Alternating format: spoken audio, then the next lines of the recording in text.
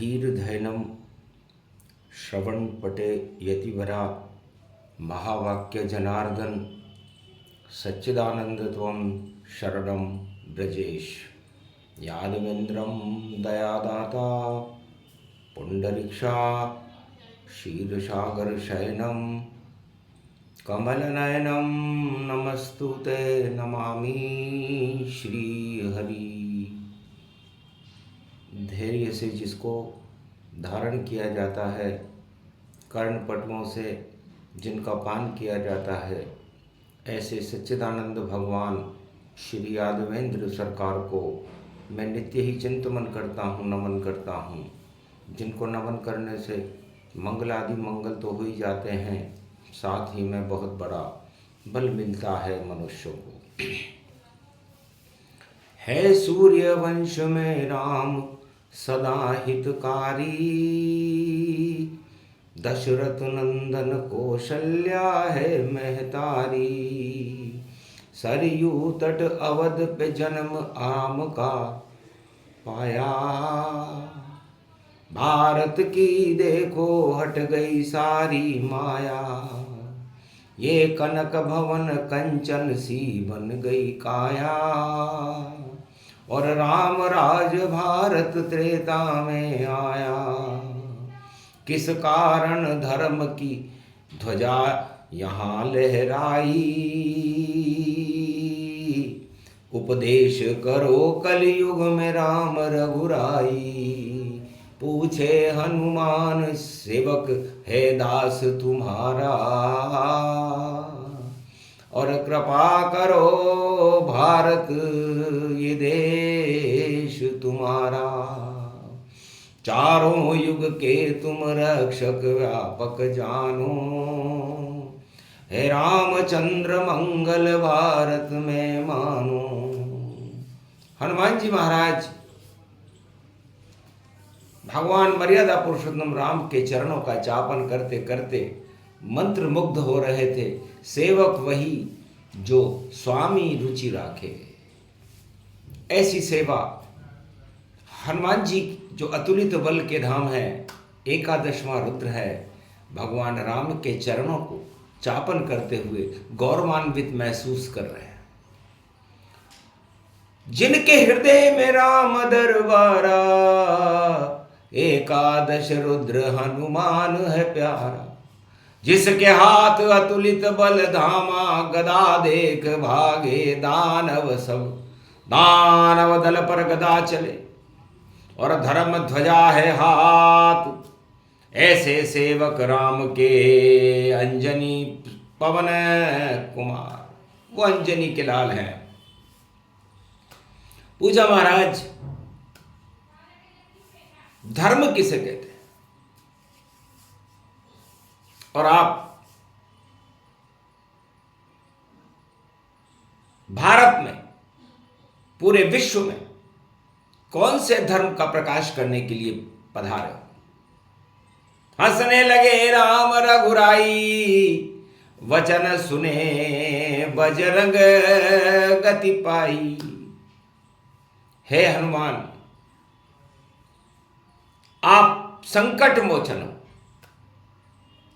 राम का तो कोई अस्तित्व ही नहीं है, फिर भी आप हमारे चरणों का चापन कर रहे हो। ये आप हमारे लिए गौरव की बात है, आपके लिए आत्मसम्मान की बात है कि आप अतुलित बल होकर भी मर्यादा पुरुषोत्तम श्री राम के चरणों में चापन कर रहे हो। धर्म किसे कहते हैं? धर्म विवाद का विषय ही नहीं है। धर्म तो वह है, मर्यादा पुरुषोत्तम राम फरमाते हैं वाणी में, कलयुग में रविवार का दिन है कि जिसे धारण किया जा सके। और जब तक संपूर्ण विश्व और भारत धर्म को धैर्य से धारण नहीं करे, तो पूरा विश्व अशांतमय हो जाता है, धारणाएं बदल जाती हैं, जीवन कष्टमय हो जाता है। क्योंकि जीवन का प्रमुख उद्देश्य धर्म को धारण करना होता है। और धर्म परहित सरिस धर्म नहीं भाई,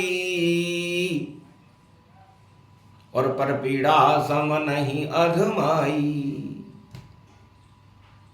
अपना भला तो सब करते हैं, अपने परिवार का भला भी सब करते हैं, अपने राष्ट्र का भला भी सब करते हैं, अपने राज्य का भला भी सब करते हैं, अपने मित्रों का भी भला सब करते हैं, लेकिन जो अपने नहीं है, जो हमें जानते भी नहीं है, उनके कल्याण के लिए जो महापुरुष इस धरती पर आकर कार्य करते हैं, वो धर्म की स्थापना करते हैं। और यही उद्देश्य हमारा है। विप्रधेनु सुर संत हित लीन मनुज अवतार। जो ज्ञान के आधारभूत हैं, जो ब्रह्म तेज को बार बार इस धरती पर बुलाते हैं, वो विप्र हैं, विष्णु को प्रिय हैं, इसीलिए विप्र हैं। और धेनु जो गाय का स्वरूप है, जो प्रकृति में अपना सर्वस्व, जिसमें 33 करोड़ देवता विराजमान रहते हैं, ऐसी कामधेनु गाय इस धरती पर को स्वर्ग बना देती है। स्वर्ग मन देवता होते हैं, तो इस जिस देश में अवतार आते हैं वहां देवता ही देवता रहे, दानव नहीं। और संत जिनका काम ही भगवान की चरित्रावली का चिंतन करना होता है, हमारा जीवन उनके हित के लिए, अपनी प्रजा के हित के लिए और पूरे विश्व का कल्याण करने के लिए हम उस धर्म की स्थापना करेंगे जो गौरवान्वित है और सभी धर्मों में सर्वश्रेष्ठ है। और बालक वृद्ध युवा नर नारी और सब ही राम राज अधिकारी। तो राम राज्य में सभी धर्म, चाहे वो बालक हो, वृद्ध हो, युवा हो, नर नारी हो, सबके लिए एक ही दृष्टिकोण है, वह है परहित। वो अपना भी भला करें और दूसरों का भी भला करें, इसे धर्म कहते हैं। धर्म किसी राजा की व्याख्या नहीं, किसी व्यक्ति का अस्तित्व नहीं, धर्म तो परहित है। गदगद हुए हनुमान वंश श्री राम, सूर्य का वंश अंश गति वंश, वंश गति जाना। और राम बोल रहे प्रवचन वाणी में हनुमान। हे हनुमान, हमारे पितामह सूर्य हैं। अब बताओ, सूर्य पूरे त्रिलोक को प्रकाशमान करता है, पूरे विश्व को प्रकाशमान करता है और पूरे भारत को भी प्रकाशमान करता है। भारत में ही सबसे पहले सूर्य उदय होता है। तो बताइए, क्या वो जाति और धर्म देख करके अपना प्रकाश फैलाता है? सर्वत्र व्यापकम प्रकाशम निर्लेप जीवन मुक्त भास्करम। जिसके प्रकाश मात्र से ही, उदय होने मात्र से ही अंधकार हट जाते हैं, इससे बड़ा परहित क्या होगा? और वह हमारे परदादा हैं। बस यही गुण हमने उनसे सीखा है। उनका रंग भगवा है और भगवान का स्वरूप है, और हम उस रंग को पूरे त्रिलोक में प्रकाशमान करते हैं और उस प्रकाश से संसार में प्राणवायु का उत्पादन होता है। तो बताओ, जीवन कौन चल रहा है? जीवन चलता है सूर्य से और प्रकृति से। तो प्रकृति कैसी होनी चाहिए? संत समागम हरि भजन जग में दुर्लभ दोए, सुत दारा और लक्ष्मी तो पापी के भी हो। इस संसार में हर आत्मा को जीवन का दो ही उद्देश्य होते हैं। पहला उद्देश्य है संत का समागम।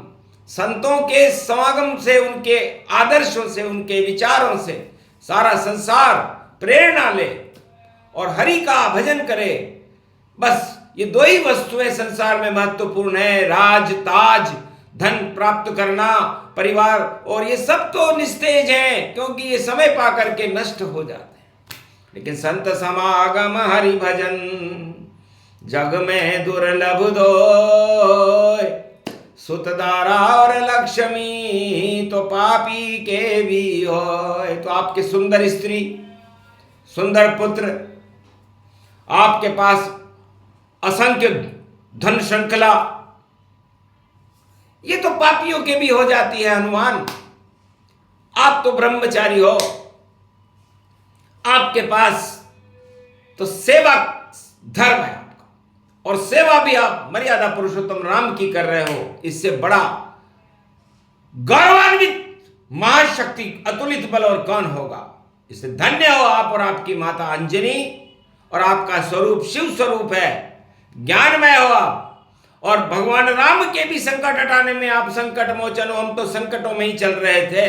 14 वर्ष गए रे वनवासा, और देखो छाई हुई निराशा, फिर भी लव सत्संग हूं कीना, और पंचवटी भक्ति वरदीना, पंपापुर में मिले रे हनुमाना, और सारे कार्य किए भगवाना। हमारे तो सारे कार्य सीता का पता आपने लगाया।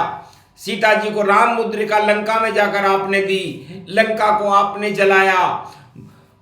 मेरे भाई लक्ष्मण की जान आपने बचाई। आप यदि संजीवनी बूटी लेकर के नहीं आते तो हमारे इस रघुवंश का क्या हाल होता। मेरा भाई इस शरीर शरीर छोड़ करके बैकुंठ को चला गया होता और राम राज्य अधूरा रह जाता। न हमें जानकी मिलती, न हमारा भाई लक्ष्मण मिलता, न वो गौरव मिलता, न हमें धर्म करने का अवसर मिलता, न हमारे को इस दैहिक देविक भौतिक ताप हटाने की शक्ति हमारे अंदर होती। लेकिन ये सब आपकी कृपा का फल है, और आप ही हमसे प्रश्न पूछ रहे हैं और आप ही उत्तर दे रहे हो। क्योंकि पवन पुत्र व्यापक गति, अतुलित बल के धाम, जापे कृपा हनुमान की, वापे कृपा करे राम। इसलिए हे हनुमान जी, जिस पर आप कृपा कर देते हो, त्रिलोक के पूरे देवता और मर्यादा पुरुषोत्तम राम को उन पर कृपा करनी पड़ती है। इसलिए आप धन्य हो, धन्य है आपका स्वरूप। और भगवान राम भी आपकी वंदना कर रहे हैं, स्तुतियां कर रहे हैं और प्रशंसा कर रहे हैं, जबकि आप का ध्यान राम के चरणों में है। तो राम से भी बड़े राम के चरण हैं। राम चरण रज व्यापक लीना, और ऐसा शुभ कृत हनुमत कीना। इसलिए हनुमान जी, धर्म पर विवाद कलयुग में इतने हो चुके हैं कि लोग आपस में धर्म के लिए लड़ रहे हैं। धर्म लड़ना नहीं, धर्म तो चढ़ना सिखाता है। असत्य के मार्ग से सत्य के मार्ग की सीढ़ी पर चढ़कर परमात्मा से मिलना सिखाता है। और हम धर्म को युद्ध बना करके आपस में भाई भाई लड़ रहे हैं। ये कैसी विकृति है कलयुग में। और आपने कैसा प्रश्न पूछा, इसका उत्तर वाणी सारे संसार को देना चाहती है कि धर्म लड़ने के लिए नहीं, धर्म करने के लिए है। धर्म आत्मा को परमात्मा से मिलाने के लिए, उस सीढ़ी पर चढ़ने के लिए है। इसलिए धर्म वह है जिसे हम धारण कर सकें, और धर्म का मूल उद्देश्य परहित है, और ये रामायण में अंकित है।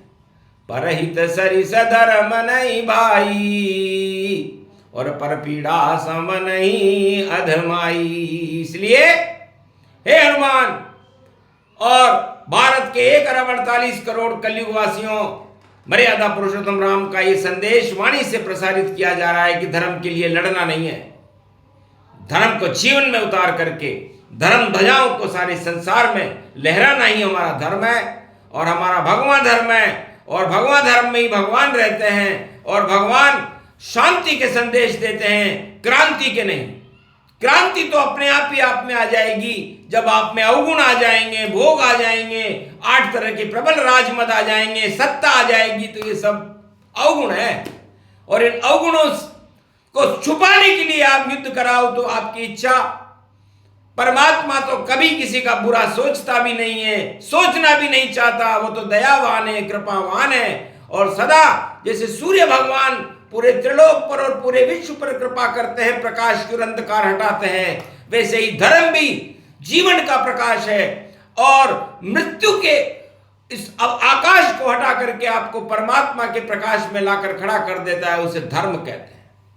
तो धर्म विवाद का विषय नहीं है, धर्म तो आत्मा का विषय है। उसे धारण करके और जीवन में शुभता प्राप्त करें। बोलो जय श्री राम।